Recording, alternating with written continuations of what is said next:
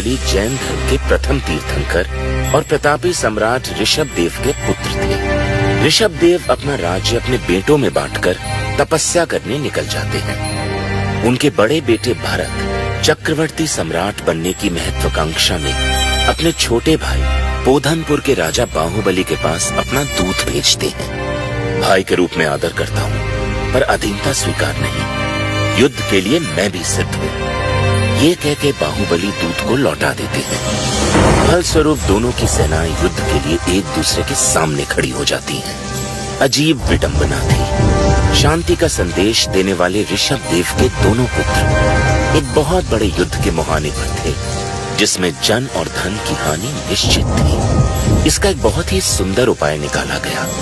ये तय हुआ कि सैनिक युद्ध के बजाय बाहुबली और भरत के बीच 3 प्रतियोगिताएं होंगी, जिसमें दोनों के बीच धैर्य, संयम और शक्ति की परीक्षा होगी। ये प्रतियोगिताएं थी नेत्र युद्ध, जल युद्ध और मल्ल युद्ध। बाहुबली भरत को तीनों युद्ध में हरा देते हैं।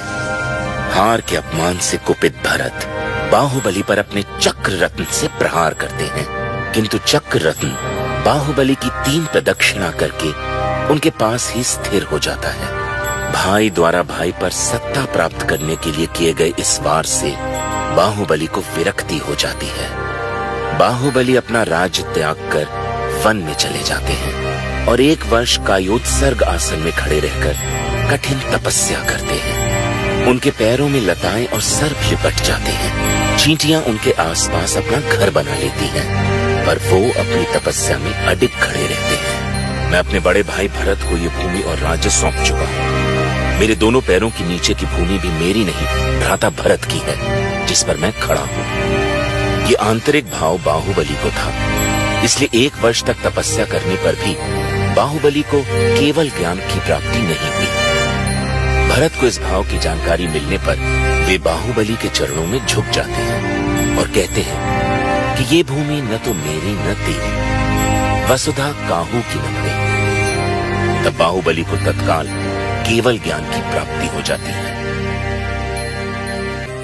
आज से लगभग 1000 वर्ष पूर्व दक्षिण प्रांत के गंगवाशी राजा के सेनापति और प्रधानमंत्री चामुंडा राय अपनी माता को भगवान बाहुबली की मूर्ति के दर्शन करवाने पोधनपुर की तरफ प्रस्थान करते हैं। इस यात्रा में 1 रात्रि के लिए उन्हें कवलप्पू यानी आज के श्रवणबेलगोला में रुकना पड़ता है, जहां उनकी माता को एक स्वप्न आता है। स्वप्न में कुष्मांडिनी देवी उनसे कहती हैं कि वहां उपस्थित छोटे पहाड़ चंद्रगिरी से बड़े पहाड़ विंध्यगिरी की तरफ बाण चलाने से बाहुबली के दर्शन होंगे। अगली सुबह ऐसा करने से चामुंडा राय को विंध्यगिरी पर्वत पर बाहुबली के विशाल रेखा चित्र के दर्शन होते हैं। वो शीघ्र ही महान शिल्पियों को बुलाकर विंध्यगिरी पर्वत पर एक बड़े पहाड़ को काटकर बाहुबली की विशाल प्रतिमा का निर्माण कार्य प्रारंभ करवाते हैं। कहते हैं इस प्रतिमा के निर्माण में 12 वर्ष का समय लगा। चामुंडा राय को अपने इस कार्य पर गर्व होता है और वो बाहुबली भगवान की प्रतिमा का महामस्तकाभिषेक करवाते हैं। 1008 कलशों द्वारा जल, दूध, गन्ने का रस, चंदन आदि से उनका अभिषेक होता है। उनके अनेक प्रयत्नों के बाद भी कोई द्रव्य भगवान बाहुबली के हृदय के नीचे नहीं पहुंचता और अभिषेक पूर्ण नहीं हो पाता। तभी कुष्मांडिनी देवी एक वृद्ध महिला गुल्लिका जी के रूप में अपने हाथ में एक छोटी सी लुटिया लेकर आती हैं। उनके अभिषेक करने पे बाहुबली भगवान का मस्तकाभिषेक पूर्ण होता है और चामुंडा राय का अहंकार नष्ट होता है।